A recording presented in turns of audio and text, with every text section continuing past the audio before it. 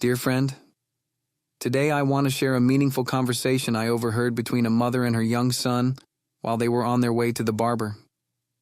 This discussion carried some deep insights that can help us think about the world, identity, and how we choose to raise the next generation. Listen carefully, and at the end of this conversation, I invite you to reflect and rate the mother's parenting on a scale of 1 to 10, with 10 being the highest. Your rating may reveal more about your own character than you realize. Why is that man dressed like a girl? Well, sweetie, you know, there are people in this world who are searching for something. Sometimes they're searching because they feel lost or unsure about who they are. The Bible tells us in Ephesians 4:18, they are darkened in their understanding and separated from the life of God because of the ignorance that is in them, due to the hardening of their hearts. Some people don't know the Lord or His love for them, so they may be confused about the way God made them. There will be men who dress like women and women who dress like men because they're struggling to understand their true identity. It doesn't mean they're bad people. It just means they need God's guidance. You see, God made each of us in a special way. Genesis 1:27 says, "So God created mankind in His own image. In the image of God He created them. Male and female He created them. He made you a boy and He made me a girl. And that's part of His beautiful design." Oh, I see. So what does it mean to be a boy or a girl, Mom? Being a boy or a girl isn't just about how we look on the outside. It's about who God created us to be on the inside too. God made you a boy because He has a special plan for you. Jeremiah 29:11 reminds us, "For I know the plans I have for you, declares the Lord. Plans to prosper you and not to harm you. Plans to give you hope and a future." You were made to be strong, brave, and to use the gifts God has given you in a way that only you can. When we choose to live the way God intended, we honor Him with our lives.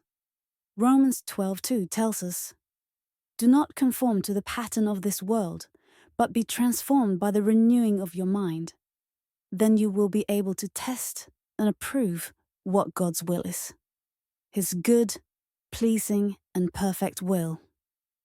We don't need to change ourselves to fit in with the world. Instead, we need to stay true to who God made us to be.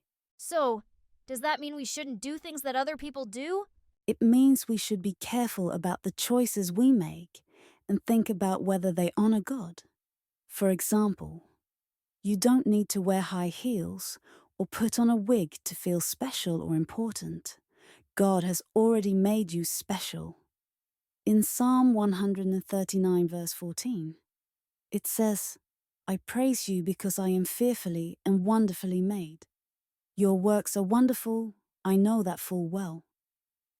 God made you wonderfully just the way you are, and you don't need to add or take away anything to be valuable. No, I don't want to do those things, Mom. I like being a boy, and I like getting haircuts and wearing my regular clothes. That's wonderful to hear, my little man. And it's important to be confident in who God created you to be. Deuteronomy 31:6 says, "Be strong and courageous. Do not be afraid or terrified because of them, for the Lord your God goes with you. He will never leave you nor forsake you." God is always with you, helping you to be strong and true to yourself. We are called to be different in a world that sometimes wants us to be the same. Being different can be hard, but it's also a beautiful thing because it shows God's light through us. Remember Matthew 5:14, where Jesus says, "You are the light of the world. A town built on a hill cannot be hidden." You don't have to blend in or change who you are. Just let God's light shine through you.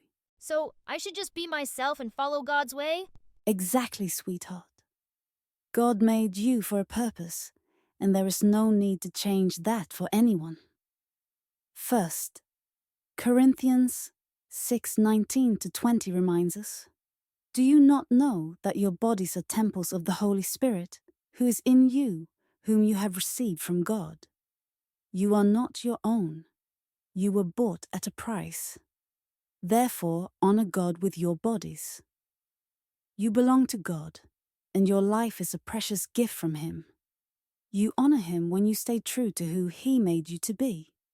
Sometimes others may not understand our choices, and that's okay. It's not our job to make everyone happy, but to live in a way that pleases God."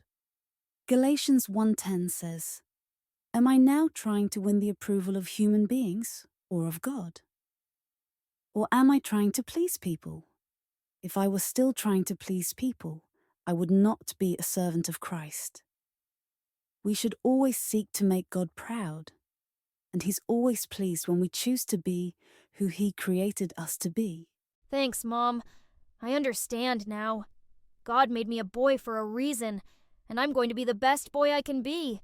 That's exactly right, my love. God made you a boy, and that's a wonderful gift.